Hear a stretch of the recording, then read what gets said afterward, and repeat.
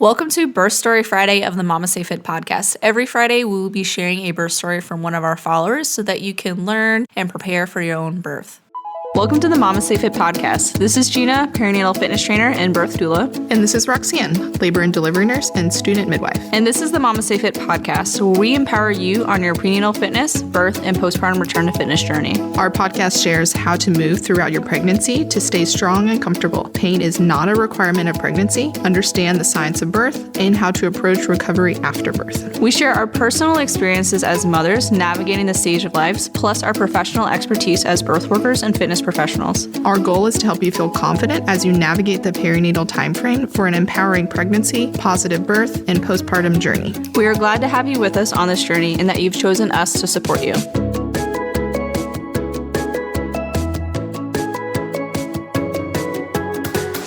In today's episode, one of our followers will be sharing her birth story. She found out that her baby was Breech, had a successful ECV, went into spontaneous labor, and then had a cesarean birth. So she will be sharing her journey through the end of her pregnancy, kind of the decisions that she was making towards the end to figure out what to do with her baby being in a breech position, how it was to labor, and then ultimately deciding to have a cesarean birth.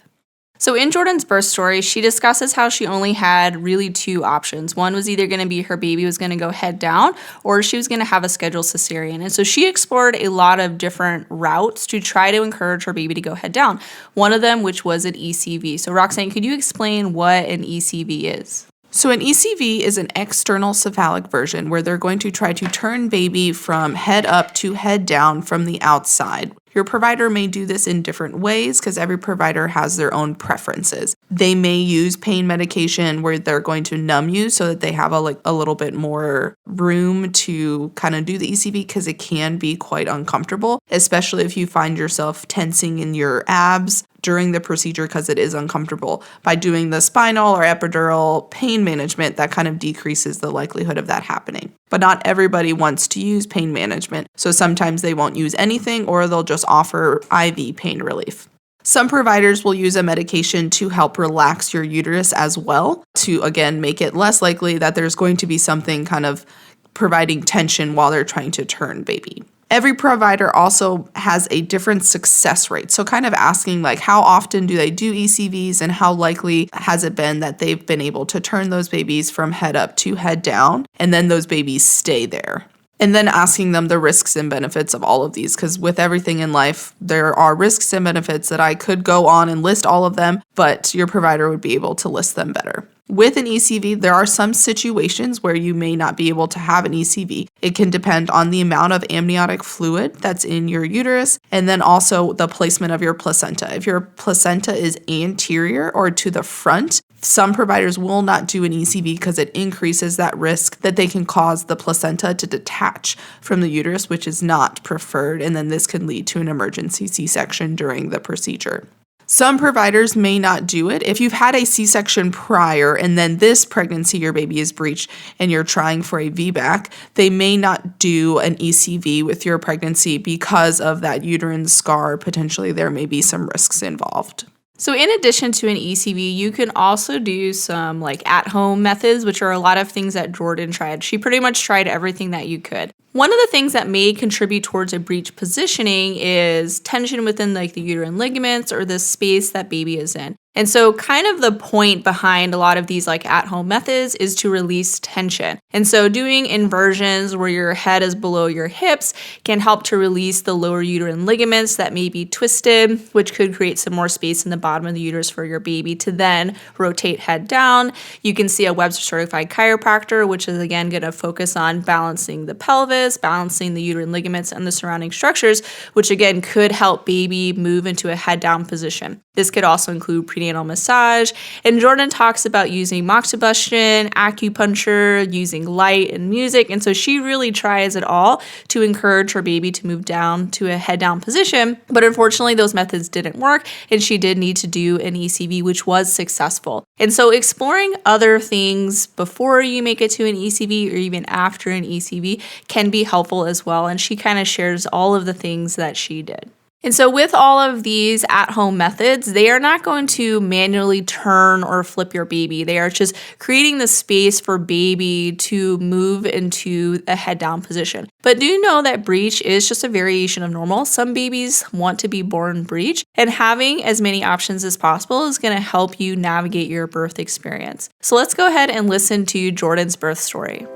Let's take a quick break to share about our birth story sponsor, Balbay. Balbay is a perinatal company that intentionally designs support wear for your pregnancy, birth, and postpartum. Balbay was founded by a physical therapist and creates support bands, support leggings, bralettes, and other clothing items to support your entire perinatal journey. If you had a cesarean birth, Balbay can support your healing. The bloomers are like a hug and hammock for healing bodies. Support bloomers offer unique core support to alleviate postpartum and incisional discomfort. The 8-way stretch allows you to feel held together while still allowing full movement and room to breathe. The Balbay bloomers offer a truly unique core support that resists stress and strain horizontally across the abdomen. This is key to supporting abdominal separation, abdominal splinting, and incisional healing. Additionally, the bloomers also offer pelvic floor support with a hammock of their custom Pro fabric. It's the ideal undergarment for your C-section. There are no seams to aggravate the C-section incision, and the fabric has the perfect touch of softness. The bloomers were highly recommended to us by Casey Backus, our physical therapist and yoga teacher who has had 2 C-sections herself.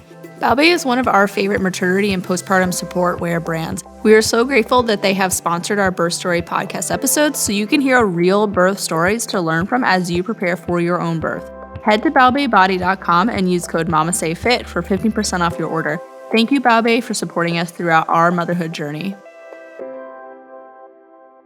Thank you, Jordan, for being here. We have Jordan here that's going to share about how her baby was breech. She opted for an ECV, went into natural labor, and then did end up with a C-section. But we're still really excited to hear Jordan share her pregnancy, how she navigated finding out that her baby was breech, all the research she did, and then listening to her birth story. So thank you so much for being here. Yeah, thank you for having me. So tell us your story. How was your pregnancy? And then what did you do when you found out that your baby was breech?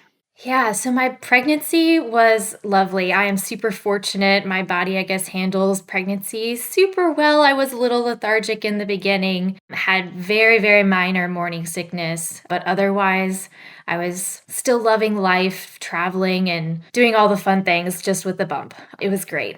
We found out around the 30-week mark that my baby was breech. And at the time, I didn't even really know what breech was. I just was concerned, is my baby healthy and how am I feeling? And then the doctor said, your baby is head up.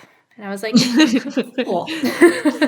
So then they started to explain why that was a little concerning, especially since my birth wishes were to have a vaginal delivery. So my provider basically told me my options were to go through the process of an ECV, or we needed to go ahead and start thinking of C-section. Both of those sounded scary.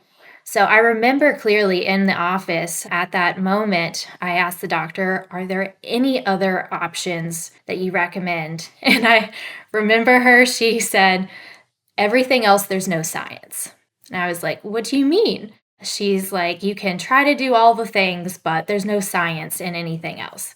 So that didn't really sit well with me. So I still went on my little Google search and started to branch out and talk to my doula that I had hired on what my other options were and so forth. So to go down the line, I did do many of the spinning baby techniques with forward-leaning inversions and stretching. My husband went out and bought an inversion table, so we hung upside down for many nights. I did see a chiropractor using the Webster methods, and that's where I ended up finding the MamasteFit location, which was super exciting. I also did acupuncture, I swam, I used music and light therapy, I did prenatal massage, and my baby was adamant she was going to stay upright. So then we started to entertain the idea of ECV. Now the ECV, I remember they told me that if it didn't go as planned, that my baby would be delivered via C-section that day. And I went in for my ECV at around 37 weeks towards the end, so it was almost 38 weeks. Now, with that being said, the doctor who did my ECV My provider told me he was the ECV god. He had a nearly 100% success rate. There was only one baby he could not turn. So we were feeling very confident there. So if you are leaning towards an ECV, definitely make sure you have a doctor that has a very high success rate, because it doesn't necessarily happen successful with everyone. I do remember I waited in the hospital for many, many hours. I think my appointment was like at 11 a.m. and I wasn't seen until 3 a.m., which was horrible because they tell you can't eat. So I went an entire day, 37 weeks pregnant with no food. It was awful, but my doctor, he was lovely. The nurse that was there with me, she was lovely too. I remember we had lots of conversations. She was like 4 months postpartum when I went into my ECV.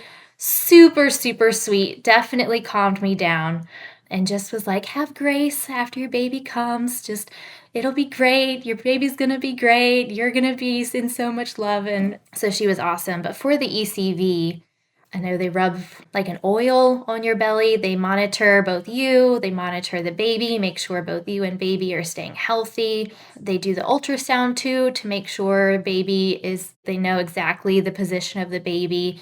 And they just apply the manual pressure and they turn your baby around until hopefully baby stays. Now they will keep you 30 minutes to an hour after your ECV is performed to make sure your baby stays head down. So I was already very hungry to begin with. And then I was like, all right, we're done. I want to leave. I want to get some food. So we still had to stay there. And thankfully, after the ECV, up until my due date, my baby stayed down. So I was very thankful for that. So yeah, that's kind of how the ECV went. Do you think that any of the preparation you did helped make your ECV more successful or easier? Did you have any sort of pain relief during it, or were you unmedicated during the ECV? So they did give me some pain medicine. I don't remember what it was, but I think it's standard that they give you that pain meds during it. I do remember immediately after I got the shakes pretty bad, and I think that was coming off of those pain meds. I mean, yeah, I went all the way through the ECV, and I'm glad I still did the list of things that I did, because I knew I did everything that I could to try to get my baby to turn. And then this was kind of my next step. So if I hadn't have done all those things, in the back of my mind, I would have always, thought, what if I had just done the spinning babies technique? Or, what if I did that acupuncture? Because I had never done acupuncture before. And acupuncture to try to get your baby to turn is not relaxing. So just beware if you are going to go in for acupuncture to try to flip your baby. No, it's not painful in this sense, but it's not like the most relaxing thing you'll experience. They are trying to get your baby to move. But with that being said, it wasn't at all painful. It's just, it's not a spa day. Yeah, so I'm still glad I did all the things. Tell us your birth story. So baby stayed head down and then you went into spontaneous labor. Tell us the story.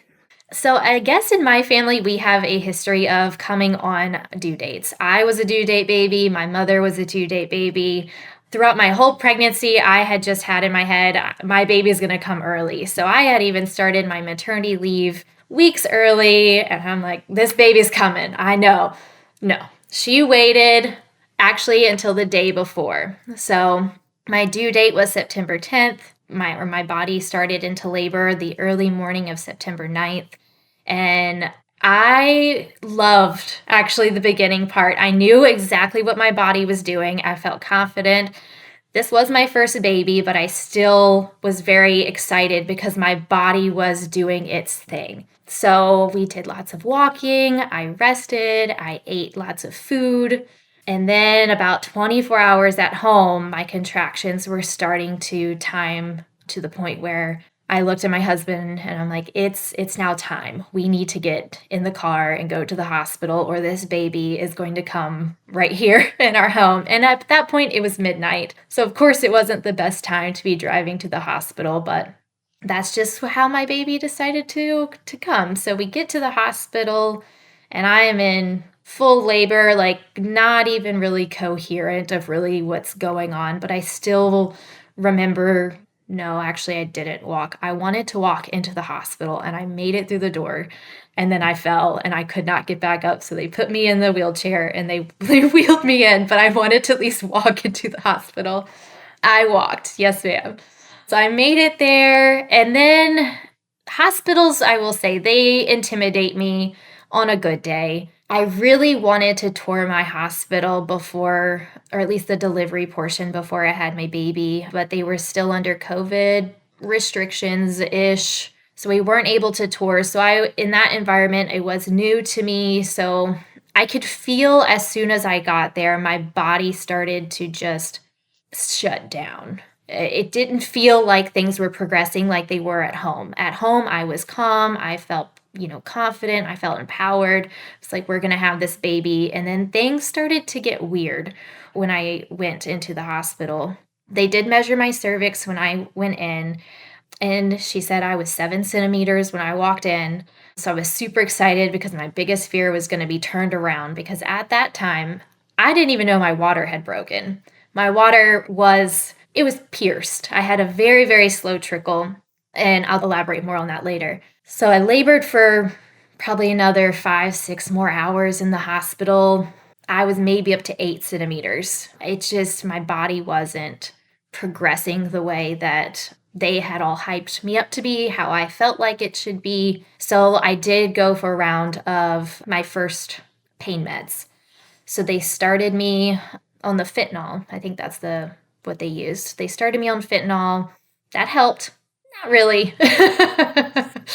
Kind of. Yes, like a Tic Tac. Like a Tic Tac. It didn't have the effect that I was thinking it would. So I remember I started to, in my gut, I was like, man, I feel like a druggie because I kept asking for more. And that was not my plan. So I was feeling a little bummed about that, but I was like, you know what? It's fine. I want some more. At the time, my provider, he said no. And when I first went in, he had kind of talked me down on an epidural because he said, if I want the epidural, I need to get it now because it takes a long time for the effect to come in. That wasn't my plan. So after hours of labor and it had stalled, I was in tears and I was feeling like I was giving up. So I went for the epidural. Man, that thing kicked in like 10 minutes. Not even that. I felt it almost immediately. So I had the epidural and then I could feel everything slowed down. I kind of took a nap. We're now in the hospital probably 12 hours later. I was able to rest. My doula was there, make sure everything was still going to plan. And at that time, my doula was awesome for my husband of like really explaining things while I took a nap and we were watching my contractions. They started me on Pitocin as well. And my contractions, they said, were textbook. They were beautiful, but baby just was not moving. I was starting to feel like something was wrong. Even though everything on the screens, my baby's heart rate was great, seemed fine, but in my gut, I'm like, why isn't my baby moving? So hours and hours of that later, with the nurses watching me, I was weak. I kept asking, can I please eat? They didn't even want me to have Gatorade or broth or any liquids other than ice. Like I said, my body was giving up. It was almost 48 hours later. So we ended with the decision to get my baby out via C-section. And at the time, it was pretty defeating. I was super bummed. My husband had just watched me go through all of this to end in the one thing I didn't want. So in that moment, that was very hard. I remember when they wheeled me into the operating room, the doctor looked me in the eye and said, "You do not belong on my table." And that's how my C-section kind of started. So it was very emotional. But again, I have this beautiful, healthy baby, so it helped. But early postpartum was very, very rough because of that. So I know this is a podcast on ECV. My ECV was successful. So at the end of the day, the ECV did exactly what it should. Just in the delivery, my baby, they said, was stuck in my pelvis. And that's why I couldn't get past 8 centimeters dilated, because she just wasn't moving. But they got her out and she's here and we love her and she's hilarious. What were some things that you found were really positive about the end of your pregnancy and your birth? And then what were some things you wish you could have changed? Yeah, so I will say the nurses, that worked with us were amazing. Starting with the nurse that was with us for the ECV, she just was there to, make us more at ease with it, answer questions, make us feel like we were in good hands. Even the entire staff that we had for my delivery, they were all amazing. My doula was awesome. She was very calm-natured, and she was not only a great support for me, but also my husband, just maintaining the calm and peace. Of course, my birth partner, he made everything much better, kind of like my biggest support and making me feel like I'm making the best decisions for in that moment. As far as what I wish different, I did everything I could. Looking back, we tried it all. So I can rest easy at night saying the decisions that were made were the ones that were needed. But yeah, we did everything we could. So I'm glad we tried. And for your birth story, it's definitely okay for conflicting emotions to coexist. Like, we can both grieve the birth experience that we were planning and hoping for and be simultaneously super excited that our baby is here, happy and healthy. So I hope that your healing journey has been really good for you since your birth, and that you're in a place of peace with your story as well. If someone came to you and they said, hey, I'm 30 weeks and my baby's breech, what do you recommend? What piece of advice would you give to yourself or to somebody who was in the same situation as you? And in both your finding out your baby's breech and then also if you're laboring and things kind of stall, what would you tell yourself in that moment looking back on it now? So my first advice, if you find out your baby is breech, I know it's hard to do, but don't stress about it. I know, right? It's kind of it's kind of a big thing, but I mean that in the most genuine way possible, because your baby's going to be breech if you want them to be or not. You can, again, do all the stretches, and that works for many people. My baby just wasn't turning. I also thought, what if I hadn't have done the ECV and waited until the 40 weeks? I know babies can also turn in the middle of labor, but my biggest goal was to avoid the C-section. My husband and I, we chose the ECV to at least give my baby a chance, and it worked. So we were super thankful for that. But again, don't stress about it, because some things really are out of control or out of our control. There's nothing you have done to cause your baby to be breech. It's just one of those natural phenomena. So again, don't stress about it, but reach out to other mamas. See, how were their babies? What did they do? What worked? What didn't work? Yeah, so that's my biggest advice. Relax, don't stress, because it's not going to do any favors for you or the baby.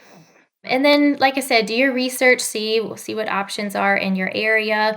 I was thankful I had a Webster certified chiropractor in our localized area. I do think that helped. I really did feel like some tension in my hips relaxed after a couple appointments to the chiropractor.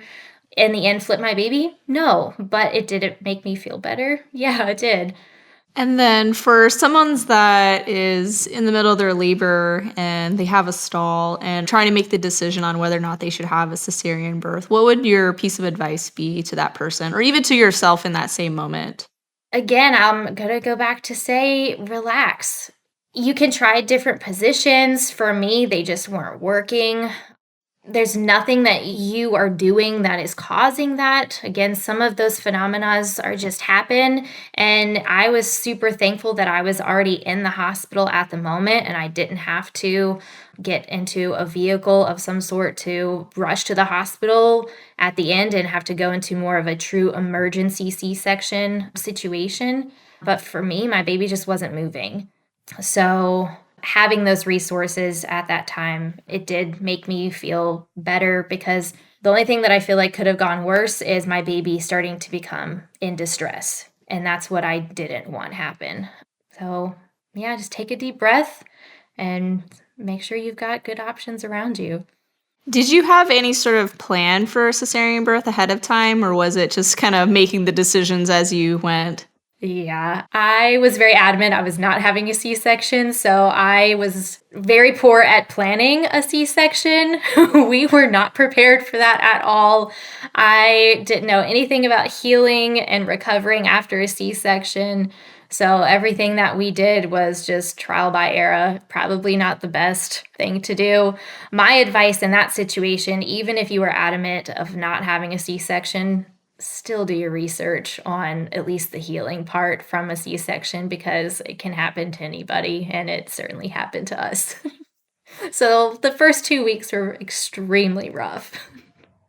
Thank you so much, Jordan, for sharing your birth story and the end of your pregnancy when you found out that your baby was Breech, and all these really helpful tips for people that are listening to this story and writing down notes on things that they can do to hopefully turn their baby's head down if that's their desire. And so thank you so much for sharing your story with us. Yeah, and thank you so much for having me, because I think this is important for other mamas to talk about their ECV, because at the time, I didn't know anyone else who had done an ECV, so I was kind of just traveling through uncharted territories. So I'm super thankful that you guys are, doing a podcast for other mamas to listen to. So I'm hoping if there's another mama that is in my situation that I was in, maybe can feel a little better about it. Absolutely. Thank you so much for being here with us today. Thank you. So if you find that your baby is Breech, explore the options that you feel most comfortable with. You may want to do every option, and you may only want to do one or two options.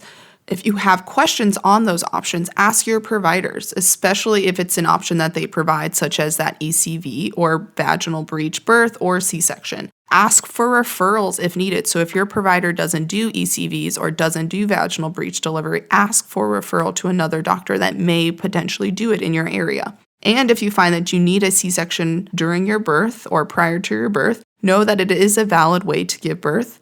Regardless of your baby's position or your birth preferences, consider how you would want your C-section birth to go prior to labor. What are the things that are really important to you that you could still include in your birth regardless of how baby is born, such as skin to skin, delayed cord clamping, baby medications, all of those things that you have a say in. Then take the time to discuss all of those options with your provider, again, ahead of time, so during prenatal visits. Making a C-section birth plan is something that we advocate for and kind of push, because even if that's not your plan, you should still research those options and learn those options that are available to you just in case it does happen. We have a free birth planning template and break down birth planning in our childbirth education courses if you want to learn more. We are grateful that we have had so many share their birth stories with us. And if you would like to share your birth story with us, head to mamastefit.com/podcast and fill out the form. Thanks for joining us today and listening to this episode. If you want more support throughout your pregnancy, join our prenatal fitness programs and childbirth education courses. If you need more support after birth, join our postpartum fitness programs and education courses. If you're a professional, we offer birth worker and fitness trainer courses so you can learn from us and earn CEUs. Explore all of our courses on our website at mamastefit.com. If you enjoyed this episode, please follow our podcast to be notified when we release new episodes. Leave a review, share with your friends, tell everyone you know. We will be releasing new birth stories every Friday and our normal podcast episodes on Wednesdays. The MamasteFit Podcast Birth Story Friday episodes are sponsored by Balbae, a perinatal clothing company that supports your pregnancy, birth, and beyond with their expertly curated support wear garments. Use code MamasteFit for 15% off your order.